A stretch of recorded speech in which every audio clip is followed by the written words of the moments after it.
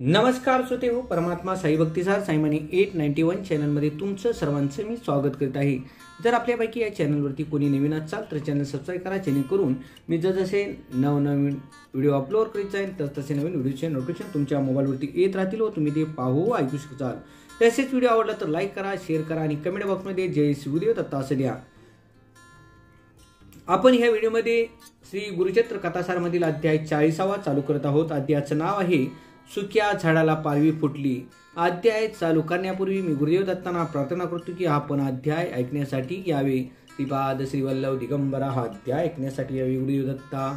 अध्याय 40 सुक्या झाडाला पालवी फुटली। श्री गणेशायनम श्री सरस्वतीभ्यनम श्री गुरुभ्यनम। सिद्ध नामधारकांना सांगतात, नामधारका, त्या व्रत स्त्रीस पुत्रप्राप्ती हा एक जसा आश्चर्यजनक चमत्कार होता तसाच आणखी एक ऐक। श्री गुरु गंगनापुरास असताना नरहरी नावाचा भार्गव गोत्री अपस्तंभ शाखेचा एक ब्राह्मण त्याचे दर्शनास आला। त्याचे सर्वांग कुष्ठरोगाने व्यापले होते। श्रीगुरूचे दर्शन घेऊन त्यांना नमस्कार केला व आपली करुण कहाणी त्यांना ऐकू लागला। मी यजुर्वेदी ब्राह्मण आहे, पण या रोगामुळे लोक माझा तिरस्कार करतात। सकाळी माझे तोंड पाणी त्यांना अपशकुनी वाटते। मी नाना तीर्थे फिरलो, नाना व्रते आचारलो, पण माझी व्याधी गेली नाही। आता मी आपल्याला शरण गेलेलो आहे, मला व्याधीमुक्त करा, अन्यथा मी येथे देहत्याग करीन। श्रीगुरूंनी सर्व शांतपणे ऐकून घेतले व म्हणाले, हा तुझा पूर्वजन्मीच्या पापांचा दोष आहे। आता मी सांगतो त्याचे आचरण कर। तुला एक लाकूड देतो, ते भीमातिरी संगमाच्या पूर्व दिशेला जमिनीत रोव, नंतर संगमा स्नान कर, अश्वत्थाची पूजा कर, नंतर 2 तांबे पाणी आणून त्या सुक्या लाकडाला 3 वेळा घाल। ज्यावेळी ह्या सुक्या लाकडाला पालवी फुटेल त्या क्षणी तू व्याधीमुक्त होशील।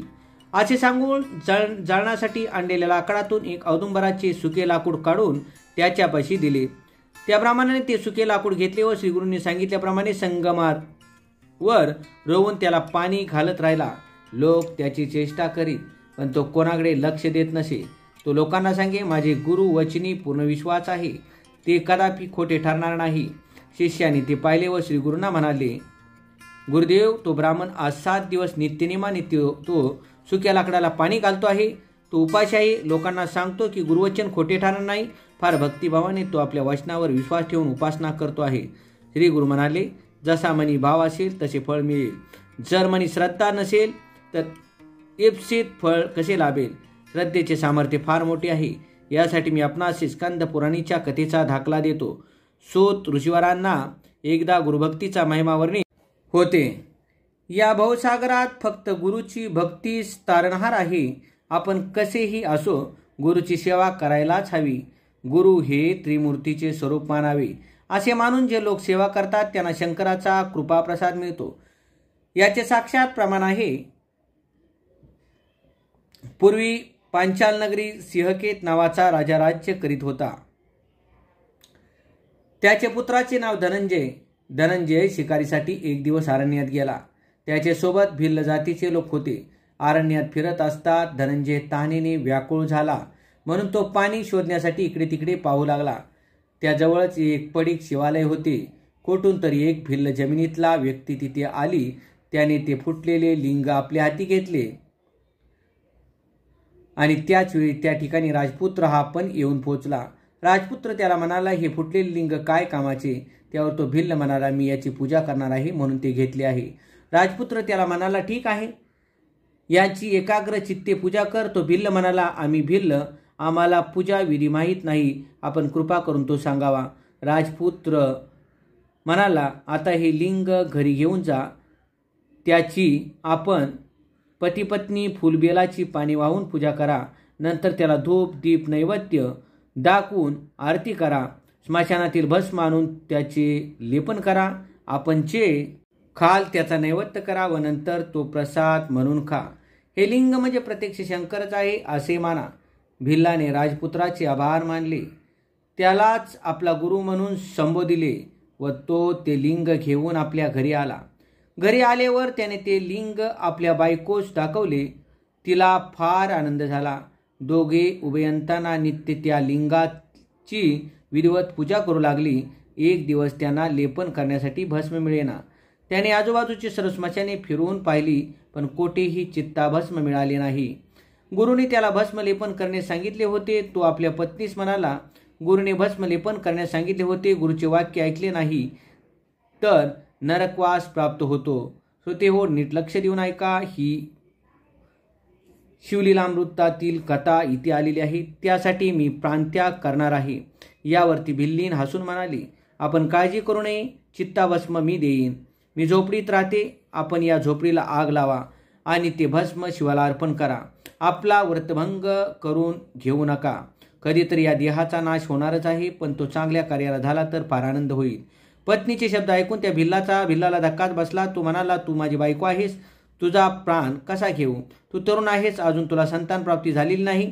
सूर्यचंद्राच्या साक्षीने तुझ्या मातापित्याने मी तुझे रक्षण करीन या भरवशाखाली स्वाधीन केले आणि तूच मला दहन करण्यास सांगतेस. असे केले तर मला नरक गती प्राप्त होईल. तुझे माता पिता मला हत्यारी समजतील. या प्रकारे तिची समजूत घालू लागला. पतीचे बोलणे ऐकून ती म्हणाली, हे तुमचे अज्ञान आहे. हे शरीर म्हणजे पाण्यावरचा बुडबुडा आहे. मी तुमचे अर्धे अंग आहे. आपल्यात वेगळेपणा नाहीच. या पृथ्वी तलावर जे निर्माण होते त्याचा अंती नाशच आहे. किमान माझ्या देहांचे सार्थक तरी होईल. शेवटी भिल्ल तयार झाला. त्याने बायकोला झोपडीत ठेवली व दार बंद करून झोपडीला आग लावली. क्षणार्धात झोपडी जळून गेली. त्याने ते भस्म घेतले व नित्याप्रमाणे लिंगावर लेपन केले. नैवेद्य दाखवला आणि नेहमीप्रमाणे तो नैवेद्य घेऊन आला. आपल्या बायकोला जाळल्याचे तो पूर्णपणे विसरून गेला. रोजच्या रीतीप्रमाणे प्रसाद घेण्यासाठी त्याने आपल्या बायकोस हाक मारली, तेव्हा ती लगबगीने आली व पुन्हा घरात गेली. त्याला पराकोटीचे आश्चर्य वाटले. आपण झोपडी जाळली, पण सर्व आहे तसेच आहे. त्याप्रमाणे त्याने आपल्या बायकोला विचारले, तेव्हा ती म्हणाली, स्वामी, आपण ज्यावेळी झोपडीला आग लावली त्यावेळी मला झोप लागली. मला थंडी वाजत होती. मी झोपेतच होते. आपण साथ मारली तेव्हा जाग आली. खरोखरच शंभू महादेवाची कृपा आहे. असे म्हणतात. प्रत्येक शिव प्रकट झाले. उभयंतांनी त्यांच्या चरणावर लोटांगण घातले. भिल्लाला मोठे राज्य दिले. सुखा समाधानाने राहण्याचा आशीर्वाद दिला. याप्रमाणे गुरुवचनावर विश्वास श्रद्धा असणाऱ्यांना मिळणारे फल सुतांनी जे ऋषीवरांना सांगितले तेच श्रीगुरूंनी आपल्या शिष्यांना निरूपले. श्रीगुरु त्यानंतर संगमावर जाणेच निघाले. त्यांनी त्या ब्राह्मणास एकाग्र मने सुक्या लाकडास पाणी घालताना पाहिले. सोबत असलेल्या मंडळीने पण ते पाहिले. श्रीगुरूंनी आपल्या कमंडलूतील थोडेसे पाणी त्या सुक्या लाकडावर शिंपडले. तत्क्षणी त्या काष्टाला पालवी फुटली आणि गुरुवचनाप्रमाणे त्या ब्राह्मणाचे सर्वांगावरील कुष्ठ जाऊन दिव्य देह प्राप्त झाला. तो ब्राह्मण भारावला. त्याने तत्क्षणी श्रीगुरूंना साष्टांग दंडवत घातले व एक महास्तोत्र रचून श्रीगुरूची अपरंपार स्तुती केली. श्रीगुरूसह तो ब्राह्मण आणि सोबतचे शिष्य परिवार आनंदाने मठात आले. श्रीगुरूंनी त्या ब्राह्मणाला बोलावून घेतले व त्याचे नाव योगेश्वर असे ठेवले. त्याला उचित आशीर्वाद दिला आणि आपल्या सर्व कुटुंबियासह गंगनापुरातच राहावयास सांगितले. त्याला विद्या सरस्वती या मंत्राचा उपदेश केला. त्याला म्हणाले, तुला 3 पुत्र होतील. त्यातील एकाचे नाव योगी असेल. तो आपली फार सेवा करेल. आपले कुळात वंशोवंशी माझी सेवा चालेल. अशा रीतीने नामधारका श्रद्धेने विश्वासाने केलेल्या भक्तीचे फळ. श्री गुरुदत्तात्रेय अर्पणमस्तु. पुंडलिकावर्त श्री ज्ञानदेव तुकाराम पंढरनाथ महाराज की जय. गोपाल कृष्ण महाराज जय. सांबेश्वर महादेव कैलासपती. ओम नमो भगवते वासुदेवाय. ओम नमः शिवाय. श्रीपाद श्री वल्लभ दिगंबर.